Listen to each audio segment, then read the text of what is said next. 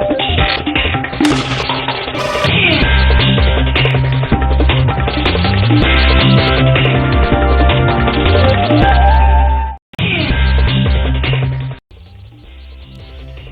बहुत स्वागत है आपका एबीपी न्यूज में। मैं हूं आपके साथ दीपा बाफिला। रात के 10 बजने वाले हैं। 24 घंटे 24 रिपोर्टर का वक्त हो गया है। देश की हर एक बड़ी खबर आपके सामने होगी। 24 घंटे 24 रिपोर्टर की टीम आपके लिए देश प्रदेश, अपराध से लेकर विदेश तक की हर खबर लेकर के तैयार है। हर खबर आप जरूर देखेगा। तो शुरुआत करते हैं इस वक्त की ब्रेकिंग न्यूज के साथ। जमानत मिलने के 4 घंटे के बाद भी अल्लू अर्जुन जेल से रिहा नहीं हो पाए हैं। इस वक्त की बड़ी खबर है। इस वक्त भी हैदराबाद के सेंट्रल जेल में मौजूद हैं अल्लू अर्जुन और वहां पर वकीलों की फौज भी है कहा जा रहा है उनके साथ, लेकिन जेल से अभी तक बाहर नहीं निकले हैं अल्लू अर्जुन। ऐसी जानकारी हमारे रिपोर्टर वहां से दे रहे हैं। अल्लू अर्जुन किसी भी वक्त जेल से निकल सकते हैं। समर्थक जेल के बाहर जश्न मना रहे हैं जब से उनको खबर मिली है कि अंतरिम जमानत मिल गई है अल्लू अर्जुन को। सुपरस्टार अल्लू अर्जुन को मिली हाईकोर्ट से राहत। पहले निचले अदालत ने उन्हें भेजा था 14 दिन की जेल पर। फ्लावर नहीं फायर है मैं कि हुडी पहने अल्लू अर्जुन की ये तस्वीरें उस वक्त की हैं जब हैदराबाद पुलिस उन्हें गिरफ्तार करने पहुंची थी। अल्लू अर्जुन पर आरोप है कि वो 4 दिसंबर को संध्या थिएटर बिना बताए पहुंच गए, जहां भारी भीड़ जमा होने से कई लोग जख्मी हुए और एक महिला की मौत हो गई थी। इस घटना के बाद अधिकारियों ने संध्या थिएटर के प्रबंधन, अल्लू अर्जुन और उनकी सुरक्षा टीम के खिलाफ मामला दर्ज किया था। महिला की मौत पर अल्लू अर्जुन और टीम ने शोक जताया था। मृतिका के परिजनों को 25 लाख की आर्थिक मदद का भरोसा भी दिया था। लोकसभा में पहली बार बोल रही कांग्रेस महासचिव प्रियंका गांधी ने सरकार पर जमकर हमला बोला। कहा, भारत का संविधान संघ का विधान नहीं। श्रीमती प्रियंका गांधी वाड्रा। लोकसभा में संविधान पर चर्चा के दौरान विपक्ष की पहली वक्ता प्रियंका गांधी ने केंद्र सरकार पर आरोप लगाते हुए कहा कि सरकार सिर्फ अदानी के मुनाफे के लिए चल रही है। देश देख रहा है कि एक व्यक्ति को बचाने के लिए 142 करोड़ देश की जनता को नकारा जा रहा है। सारे बिजनेस, सारे संसाधन एक ही व्यक्ति को सौंपे जा रहे हैं। प्रियंका ने संविधान से लेकर संभल तक जिक्र किया और सरकार को जमकर सुनाया। सरकार आरक्षण को कमजोर करने का काम कर रही है। अगर लोकसभा में ये नतीजे नहीं आए होते तो ये संविधान बदलने का काम भी शुरू कर लेते। प्रियंका ने मणिपुर, हाथरस, उन्नाव से लेकर अर्थव्यवस्था तक मोदी सरकार को घेरने की कोशिश की। मंगलसूत्र का जिक्र कर पीएम पर तंज भी कसा। लोकसभा में पहले दिन संविधान पे चर्चा। राजनाथ सिंह बोले, संविधान का मूल चरित्र नहीं बदलने देंगे। अखिलेश यादव ने तानाशाही का आरोप लगाया। चर्चा की शुरुआत रक्षा मंत्री राजनाथ सिंह के भाषण से हुई। बिना नाम लिए कांग्रेस पर निशाना साधते हुए कहा कि एक पार्टी ने संविधान को हाईजैक करने की कोशिश की। अध्यक्ष महोदय, आज संविधान की रक्षा करने की बात की जा रही है। यह हम सभी का कर्तव्य है, लेकिन हमें यह भी समझने की जरूरत है कि किसने संविधान का सम्मान किया है और किसने संविधान का अपमान किया। राजनाथ यही नहीं रुके, बोले विपक्ष के कई नेता संविधान जेब में लेकर घूमते हैं, जबकि बीजेपी सर माथे पर लगाती है। विपक्ष के कई नेता संविधान की प्रति अपनी जेब में रखकर घूमते हैं। असल में उन्होंने बचपन से ही यही सीखा है। उन्होंने पीढ़ियों से अपने परिवार में संविधान को जेब में ही रखे दिया। बोलने की बारी अखिलेश की भी आई। आरक्षण और पेपर लीक जैसे मुद्दों पर सरकार पर सीधा हमला किया। सरकारी नौकरियां इसलिए नहीं क्योंकि आरक्षण न देना पड़ जाए। आए दिन पेपर आउट, पेपर लीक, जानबूझ करके पेपर लीक कराया जाता है जिससे कि परीक्षा रद्द की जा सके। माना जा रहा है कि कल प्रधानमंत्री नरेंद्र मोदी लोकसभा में संविधान पर बोलेंगे और विपक्ष के सवालों का चुन चुनकर जवाब देंगे। राज्यसभा के चेयरमैन जगदीप धनखड़ को लेकर दिए गए अविश्वास प्रस्ताव के नोटिस को लेकर राज्यसभा में हुआ जोरदार हंगामा। चेयरमैन जगदीप धनखड़ और नेता प्रतिपक्ष मल्लिकार्जुन खड़गे के बीच हुई तीखी बहस। हंगामा इतना बढ़ गया कि सभापति जगदीप धनखड़ खासे नाराज हो गए। बोले, मैं किसान का बेटा हूँ, मर जाऊंगा, मिट जाऊंगा, मैंने बहुत कुछ बर्दाश्त किया है। किसान का बेटा हूँ, कमजोरी नहीं दिखाऊंगा, देश के लिए मर जाऊंगा, मिट जाऊंगा, मैंने बहुत बर्दाश्त किया है। जगदीप धनखड़ ने अपने आप को किसान का बेटा बताया तो मल्लिकार्जुन खड़गे ने कहा कि वो भी मजदूर के बेटे हैं। मेरा सम्मान नहीं तो मैं कैसे कर सकता हूँ? मुझे आप बार बार वो लोग बोल रहे हैं ये किसान का बेटे का इंसल्ट कर रहे हैं। मैं उनको कहता हूँ अरे मैं तो किसान मजदूर का बेटा हूँ। नारेबाजी, हंगामा और भारी शोरगुल के चलते राज्यसभा की कार्रवाई सोमवार तक के लिए स्थगित कर दी गई। वन नेशन वन इलेक्शन पर राजनीति हुई तेज। विपक्ष ने सरकार की नीयत पर सवाल खड़े किए। विपक्ष का कहना है कि वन नेशन वन इलेक्शन को व्यापक चर्चा के लिए कमेटी के पास भेजा जाना चाहिए। पहले खड़गे जी भी चिट्ठी लिख चुके, सब लोग स्पष्ट कर चुके, इसका विरोध किया। अब कमेटी को भेजना चाहिए, कमेटी में लोग विचार रखेंगे। विपक्ष इस बात पर भी हैरान है कि आखिर सरकार इसे लागू कैसे कर पाएगी। देश में वन नेशन वन इलेक्शन था, मिड 60s था, वो साइकिल क्यों टूटा? अब वो साइकिल फिर टूटेगा तो आप क्या करेंगे? इधर विपक्ष के दावे के उलट बीजेपी नेता इसे समय और फिजूल खर्चों के बचने के हिसाब से देख रहे हैं। मैं प्रधानमंत्री जी के इस फैसले की बुरी प्रशंसा करता हूं कि उन्होंने वन इलेक्शन और वन नेशन वन इलेक्शन को जो मंजूरी दी है, उससे देश का खर्चा भी बचेगा, देश विकास की गति पर तेजी से आगे बढ़ेगा। वन नेशन वन इलेक्शन को लेकर कल ही कैबिनेट ने इस पर अपनी मंजूरी दी है और अब खबर ये भी है कि इसी सत्र में इसे पटल पर भी रखा जाएगा। दिल्ली विधानसभा चुनाव से पहले आम आदमी पार्टी ने कानून व्यवस्था के मुद्दे पर नया कैंपेन लॉन्च किया है। दिल्ली माफ नहीं करेगी। जिन ओनर को सरेआम 1 मिनट के इस वीडियो में दिल्ली में कानून व्यवस्था को लेकर गंभीर सवाल खड़े किए गए हैं। जब ज्वेलरी शॉप के मालिक को उसकी दुकान पर 5 गोलियां मारी गई तो मैं रिक्शे पर बैठा था। अब तो दिल्ली में डर लगता है, पता नहीं कौन सी गैंग की गोली पर मेरा नाम लिखा हो। दिल्ली की कानून व्यवस्था केंद्र सरकार के पास है। हाल के दिनों में दिल्ली में हुई वारदातों को लेकर आम आदमी पार्टी लगातार केंद्र सरकार पर हमलावर रही है और अब ये कैंपेन लॉन्च किया है। अब हम तय करेंगे असली जिम्मेदारी। याद रखना साहब, दिल्ली माफ नहीं करेगी। कानून व्यवस्था को चुनावी मुद्दा बनाते हुए हाल के दिनों में पूर्व मुख्यमंत्री अरविंद केजरीवाल कई घटनाओं के पीड़ित परिवारों से मिल भी चुके हैं। महाराष्ट्र में चुनाव के बाद सियासी सरगर्मी तेज है। चुनाव के बाद चर्चा है कि चाचा शरद पवार और भतीजा अजित पवार फिर एक बार साथ आ सकते हैं। कल शरद पवार का जन्मदिन था। इस मौके पर भतीजा अजित पवार शुभकामनाएं देने चाचा के घर पहुंचे तो सियासी अटकलें तेज हो गई। इन अटकलों को सुबह होते होते शिवसेना उद्धव गुट के संजय राउत ने जुबान दे दी।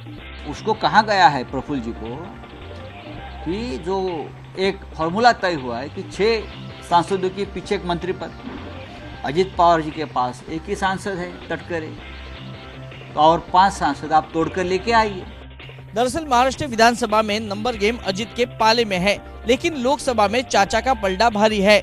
एक होने पर केंद्रीय मंत्रिमंडल में दावेदारी का दावा भी मजबूत हो जाएगा। इन अटकलों को शरद पवार गुट भी खारिज नहीं कर रहा है। इसमें नया क्या है? घोड़ा फाड़ी तो चल ही रही है। अब देख रहे हैं कि ये 4-5 साल में क्या हो रहा है, तो हो भी सकता है। विधानसभा चुनाव से पहले अजित पवार ने दावा किया था कि 2019 में एनडीए के साथ जाने में शरद पवार की सहमति थी। अब सवाल उठ रहे हैं कि पर्दे के पीछे चाचा और भतीजे ने मामला सेट कर दिया है क्या? संसद भवन पर हमले की 23वीं बरसी पीएम मोदी समेत विपक्षी नेताओं ने वीर बलिदानियों को याद किया। आज 11 बजे सदन की कार्रवाई शुरू होने के बाद लोकसभा स्पीकर ओम बिरला ने पार्लियामेंट अटैक के शहीदों को याद किया और सभी सांसदों ने 2 मिनट का मौन रखा। 13 दिसंबर 2001 के आतंकवादी हमलों के दौरान संसद की रक्षा करते हुए वीर गति को प्राप्त सभी महान शहीदों के सर्वोच्च बलिदान के प्रति अपनी विनम्र श्रद्धांजलि अर्पित करता है। इससे पहले प्रधानमंत्री नरेंद्र मोदी ने मौके पर जाकर शहीदों को श्रद्धांजलि अर्पित की और उनके साहस और बलिदान को सलाम किया। उपराष्ट्रपति जगदीप धनखड़ ने भी वीर जवानों को श्रद्धांजलि दी। विपक्षी नेताओं में मल्लिकार्जुन खड़गे और प्रियंका गांधी ने शहीदों को याद किया। 13 दिसंबर को आज के ही दिन आतंकी हमले में 8 जवान शहीद हो गए थे, जबकि जवाबी कार्रवाई में 5 आतंकी ढेर कर दिए गए थे। संगम नगरी प्रयागराज पहुंचकर प्रधानमंत्री नरेंद्र मोदी ने महाकुंभ की तैयारियों का जायजा लिया। इसके साथ ही जनता को 7,000 करोड़ की परियोजनाओं का सौगात भी दिया। पीएम मोदी निषादराज क्रूज से सीधे संगम घाट पर पहुंचे और 30 मिनट तक गंगा पूजन किया। पीएम ने कलश स्थापित कर मां गंगा को चुनरी और दूध भी चढ़ाया। इसके बाद अक्षयवट की परिक्रमा की और लेटे हनुमान जी की आरती उतारी।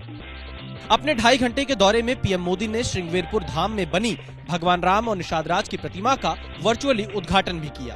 पीएम मोदी ने कुंभ में चल रहे निर्माण कार्यों का जायजा लिया और एक विशाल जनसभा को भी संबोधित किया। महाकुंभ हजारों वर्ष पहले से चली आ रही हमारे देश की सांस्कृतिक आध्यात्मिक यात्रा का पुण्य और जीवंत प्रतीक है।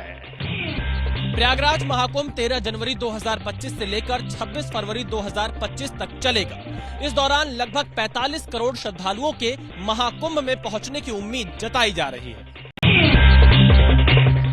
हरदोई में सड़क किनारे नाले की हालत देखकर भड़के डीएम। ठेकेदार से कहा, इसी नाले में डुबो देंगे तो हो जाओगे सही। इसी नाले में डुबो दूंगा, सही हो जाएंगे लोग। डीएम साहब का गुस्सा उस वक्त भड़क उठा जब उन्होंने नाली पर लगा ढक्कन देखा, जिसकी क्वालिटी बेहद खराब थी। निरीक्षण के दौरान डीएम मंगला प्रसाद ने मौके पर मौजूद नगर पालिका के ईओ और इंजीनियर की भी जमकर क्लास लगाई। तुम्हारा एक भी ढक्कन सही नहीं, देख लो, इधर आके देखो, ये देखो, एक भी ढक्कन तुम्हारा सही है। आप इंजीनियर हैं, क्या देखते फिर आके यहाँ? आधे घंटे लगता है, आधे घंटे में आके देख के इसको बता दिया। मानते हैं तो ठीक, नहीं अगले दिन नोटिस पकड़ा दिया। तुम अपनी रिपोर्ट लगा दो, फिर इनको मैं बताता हूँ मैं इसी नाले में डुबो दूंगा, सही हो जाएंगे लोग। दरअसल नगेटा के आवास विकास कॉलोनी में पिछले 2 महीने से नाले का निर्माण नहीं हुआ, जिसे देखकर डीएम भड़क गए। जम्मू कश्मीर सहित पहाड़ी राज्यों में बर्फबारी का दौर जारी, मैदानी इलाकों में बड़ी ठिठुरन। गुलमर्ग में तापमान 0 से 10 डिग्री नीचे चला गया है। लोगों के घरों पर बर्फ की मोटी चादर है। चारों ओर सिर्फ बर्फ ही बर्फ दिखाई दे रही है। दुनिया भर से आए पर्यटकों को जैसे प्रकृति ने मुंह मांगी मुराद दे दी है। बारामूला जिले के टंगमर्ग में भी बर्फबारी का कहर दिखने को मिल रहा है। बॉर्डर से सटे इलाकों में जवानों ने चौकसी बढ़ा दी है। पहाड़ों से आ रही सर्द हवाओं से दिल्ली समेत मैदानी इलाकों में ठंड बहुत बढ़ गई है। मौसम विभाग का कहना है कि मौसम फिलहाल ऐसा ही बना रहेगा। पटना में बीपीएससी परीक्षा के दौरान डीएम ने छात्र को जड़ा थप्पड़। परीक्षा केंद्र पर छात्र कर रहे थे हंगामा। छात्रों का आरोप था कि क्वेश्चन पेपर आधे घंटे लेट दिया गया था, जिसके बाद परीक्षा खत्म होते ही छात्रों ने कुमरार के बापू सेंटर में हंगामा करना शुरू कर दिया। इस बीच डीएम अधिकारियों के साथ हंगामा शांत कराने पहुंचे, लेकिन जब छात्र नहीं माने तो जिलाधिकारी चंद्रशेखर ने आपा खो दिया और एक छात्र को सरेआम थप्पड़ जड़ दिया, जिसका वीडियो अब तेजी से वायरल हो रहा है। आज पूरे बिहार में बीपीएससी 17वीं प्रीलिम्स परीक्षा का आयोजन किया गया था, जिसके लिए राज्य में 912 सेंटर बनाए गए थे। बिहार विधान परिषद के तिरहुत स्नातक क्षेत्र के उपचुनाव में एनडीए की हार, निर्दलीय प्रत्याशी वंशीधर ब्रजवासी जीते।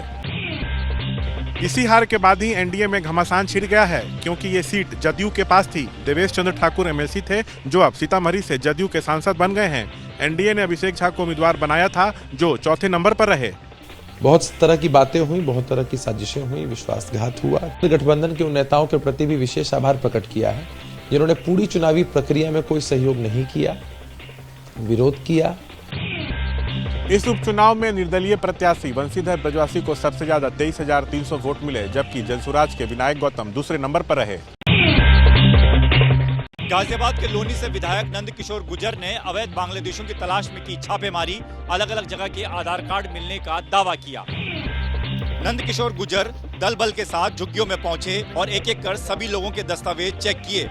इस दौरान नंद किशोर गुर्जर ने दावा किया कि बंगाल के लोग दिल्ली का आधार कार्ड बनाकर यहाँ फर्जी तौर पर रह रहे हैं। रहने वाले बंगाल के रह रहे लोनी में, जब आधार कार्ड दिल्ली का है तो यहाँ क्या मतलब है? नंद किशोर गुर्जर ने केजरीवाल पर आरोप लगाते हुए कहा कि दिल्ली से हटाकर इन बांग्लादेशियों को गाजियाबाद में बसाया जा रहा है। अब बता रहे 1,000 रुपए में आधार कार्ड बन रहे हैं। बिजली विभाग कहाँ सो रहा है? पुलिस क्या कर रही है? पिछले 10 साल पहले 10 करोड़ लोग बसाए गए, अब भी यदा कदा आ रहे हैं, तो इनको खदेड़ने का काम सरकार को करना चाहिए। इधर एलजी के आदेश के बाद दिल्ली पुलिस भी लगातार अवैध बांग्लादेशियों पर शिकंजा कस रही है। यूपी के फिरोजाबाद में चलती एम्बुलेंस में लगी आग, ड्राइवर ने कूदकर बचाई जान। हाईवे पर दौड़ती प्राइवेट एम्बुलेंस ने अचानक ही आग पकड़ ली। देखते ही देखते आग की लपटों ने पूरी एम्बुलेंस को जकड़ लिया। गनीमत रही इस हादसे में किसी की जनहानि नहीं हुई। सभी को सुरक्षित बाहर निकाल लिया गया। फायर ब्रिगेड की टीम ने मौके पर आकर आग पर काबू पाया।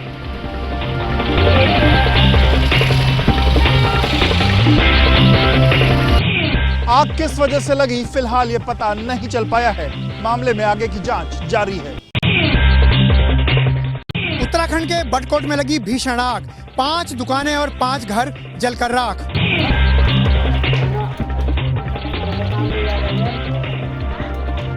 देर रात बटकोट के लक्ष्मी नारायण मंदिर के पास एक मकान में आग लगने से अफरा तफरी मच गई। सिलेंडर ब्लास्ट ने आग को और फैला दिया और आसपास के मकान और दुकान चपेट में आ गए। वक्त रहते घर में सो रहे लोगों को सुरक्षित बाहर निकाल लिया गया। फायर ब्रिगेड के पहुंचने तक सब कुछ जलकर खाक हो गया।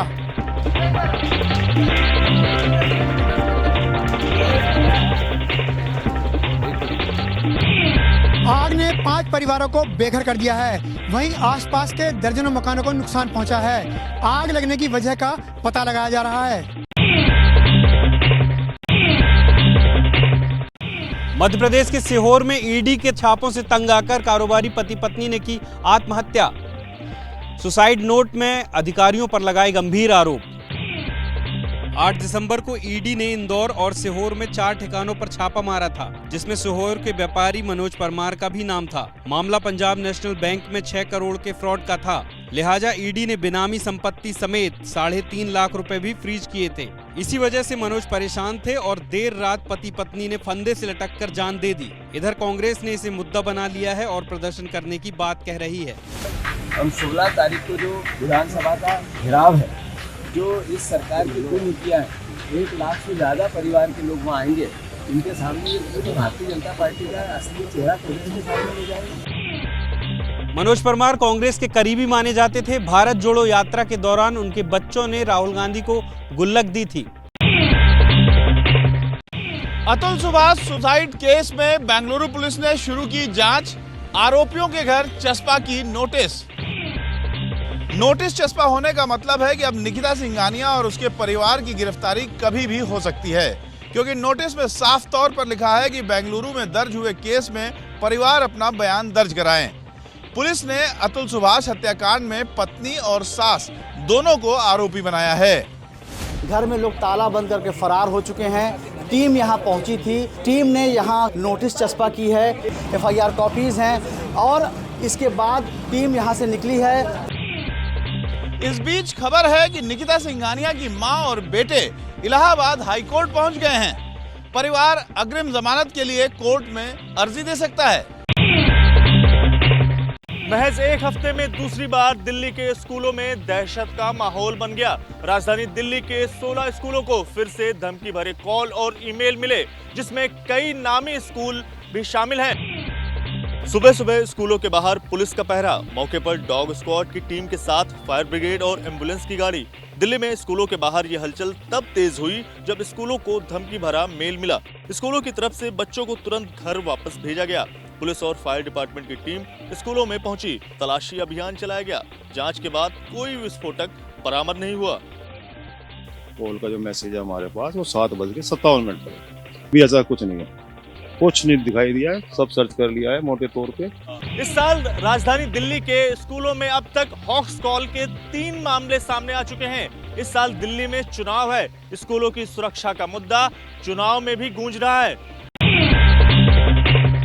हैदराबाद में जूता चुराने वाला एक चोर पकड़ा गया है, जिसके घर से जूते चप्पल का ढेर बरामद हुआ है। गिन नहीं पाएंगे इतने जूते चप्पल। ये अनोखी चोरी की कहानी हैदराबाद के वासावी नगर की है, जहां एक चोर के घर से जूते चप्पल का खजाना मिला है। कमरे में बिस्तर के नीचे से भी जूते चप्पल निकल रहे हैं। घर के जिस कोने में देखो वहीं जूते चप्पल भरे पड़े हैं। इन जूतों का ढेर बाहर रखा गया ताकि लोग अपने जूते चप्पल पहचान सके। सीसीटीवी कैमरे में ये चोरी कैद हुई। लोगों ने 4 रातों तक इस पर निगाह रखी और फिर इसे रंगे हाथों पकड़ लिया। उसके बाद इस शख्स के घर लोग पहुंचे। एक शख्स ने पुलिस में शिकायत की, तब जाकर पुलिस ने जांच पड़ताल शुरू की। पता लगा कि पिछले 2 महीने में 100 घरों से 1000 से ज्यादा जूते चप्पल चोरी हुए। पुलिस का कहना है कि ये चोर जूते चप्पल चुराकर 100-200 रुपए में साप्ताहिक बाजार में बेच दिया करता था। चैंपियंस ट्रॉफी के हाइब्रिड मॉडल पर अंतर्राष्ट्रीय क्रिकेट काउंसिल यानी आईसीसी ने लगाई आधिकारिक मुहर। अब दुबई और पाकिस्तान में होंगे मुकाबले। चैंपियंस ट्रॉफी में भारत के सारे मैच दुबई में होंगे, यानी अगले साल फरवरी में भारत और पाकिस्तान का सबसे बड़ा मुकाबला अगर आपको मैदान पर देखना है तो अभी से दुबई जाने की तैयारी कर लीजिए। भारत सेमीफाइनल और उसके बाद फाइनल में पहुंचा तो वो मुकाबले भी दुबई में ही होंगे। सूत्रों के मुताबिक बीसीसीआई और पीसीबी के बीच में एक और समझौता हुआ, जिसके मुताबिक 2026 के वर्ल्ड कप के लीग स्टेज के मैच पाकिस्तान की टीम भारत में नहीं खेलेगी। अमेरिका के न्यूयॉर्क में भीषण बर्फबारी से जनजीवन अस्त व्यस्त, कई इलाकों में इमरजेंसी घोषित। बर्फीले तूफान से हालात इतने ज्यादा खराब हो चुके हैं कि पूरा न्यूयॉर्क बर्फ की मोटी चादर से ढक गया है।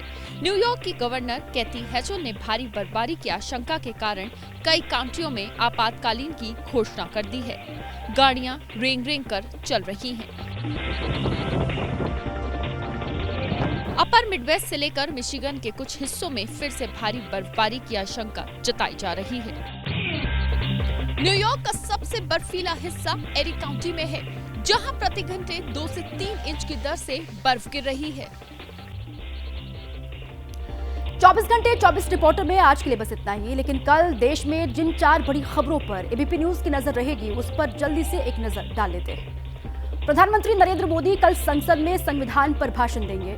विपक्ष के आरोपों का जवाब देंगे पीएम मोदी। और दूसरी खबर, कल शंभू बॉर्डर से किसानों ने दिल्ली कूच करने का ऐलान किया है और बॉर्डर पर 307 दिनों से किसानों का आंदोलन चल रहा है। दक्षिण फिल्मों के सुपरस्टार अल्लू अर्जुन गिरफ्तारी पर सियासत इनकी तेज हो गई है। और साथ ही कल से गाबा में भारत और ऑस्ट्रेलिया के बीच में सीरीज का दूसरा टेस्ट मैच खेला जाएगा।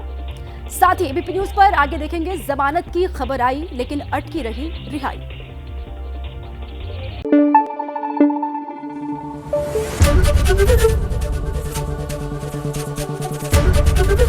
एबीपी न्यूज आपको रखे आगे।